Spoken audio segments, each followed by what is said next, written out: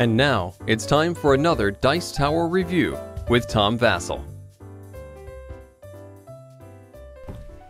If you follow my reviews at all, if you know my taste, you'll know that I really like theme.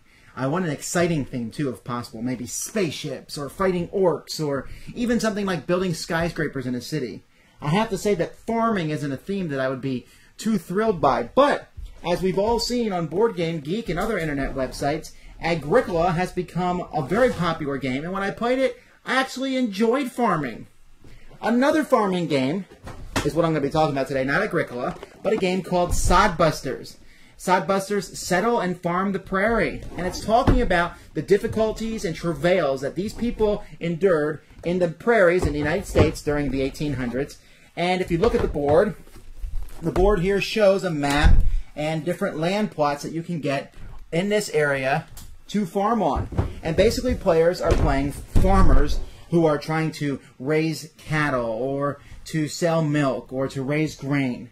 Now that sounds interesting, and if you remember anything about Agricola, or if you've ever played that, it has some of the same themes. But where all this kind of comes crashing down for me is where I open the box. Inside the box, I open these, and oh look, it's the Prairie Almanac. Now, that I'm sure is supposed to give us this authentic feel. And then I look at the pieces, and there is hundreds of counters here, and they're very small little counters, kind of like what you would have found in one of the Avalon Hill war games from the 80s or 70s. And there's just piles of them. I had to bag them all in different bags to keep track of them, and it's a real mess. The cards themselves, I mean, they're not bad cards. And here's, a pile of basically Monopoly money. And I get the idea when I look at these components of the game that it was made 25 years ago. But instead it just came out here in 2008. And so that got me a little bit worried about the game. I mean, does it use any of the new mechanics over the past 20 years that we've, games have been developed on top of each other and learned from one another. But this game really, even after playing it, it's like it missed that. It's like the guy who invented the game hasn't played anything in the past 25 years and just made something with charts and rolling the dice. Now, granted, there's some old games that are very, very good. So even ignoring all the innovation that's happened in the board game industry, could Sodbusters be a really good game? Well, first of all, I'll have to say the rule book here is something I had to struggle through. While it's fairly, legible with all the writing and such, there's general rules and farming rules, and then I go over here and it's just kind of all scattered throughout the rule book what I want to do.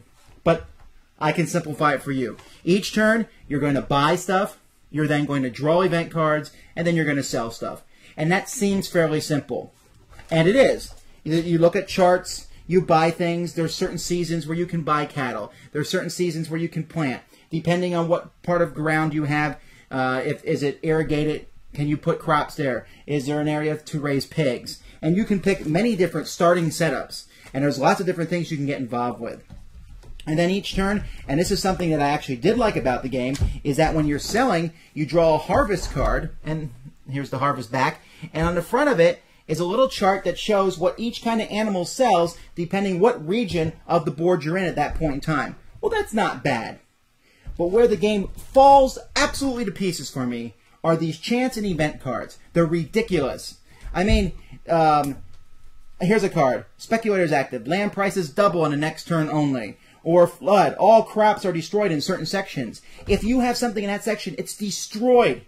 And because this game is so tight on money, everybody starts out with a loan, and if you don't repay it by a certain turn, the interest on that loan skyrockets to horrible degrees. You can have a nice big pig farm going, and the card is drawn, all pigs are killed, or they're cut in half. And then you have to basically start from scratch with no way to catch up unless some catastrophic event happens to someone else. Now, granted, from what I've read and from what I understand, the life of a prairie farmer was horrible. They had very little money. They barely made it. They got loans from the banks. It was just a terrible time. But here's the thing. This is a game. This is something I play for enjoyment, something I want to have fun with. And if this does a good simulation at the misery that these people went through, I don't want to go through that. Sure, there will be games where you'll make it to the end. You'll have lots of money. While someone else just can get totally destroyed in the very beginning and really never have any kind of chance to recover. Yeah, there's some things in the rules where you can go off and mine gold, but you're never going to catch up with someone else. Someone invariably, in the games that I played, someone invariably starts out well, manage to buy more property, plant more crops, get more cattle, and do very, very well. Diversify so that when something bad happens, they're okay. But in the beginning of the game, you really can't diversify that much. You only can pick one or two things to start with, and if one or both of those things is plowed by one of these event cards, you're in trouble. So you might say, well, take the event cards out of the game. Take these chance cards out. Just play straight up with the game, buying and selling.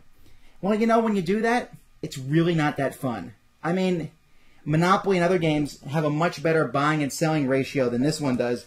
And all these counters do is it makes this really complicated mess of things, when in reality it's very simple. Buy, sell, buy, sell. But you look at this huge board, there are certain areas on it that no one's going to go to, and if you play with a ton of players, the game will take forever.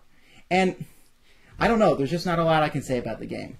They could have did better with components. I mean, thin paper money, really? Is that what we're down to these days?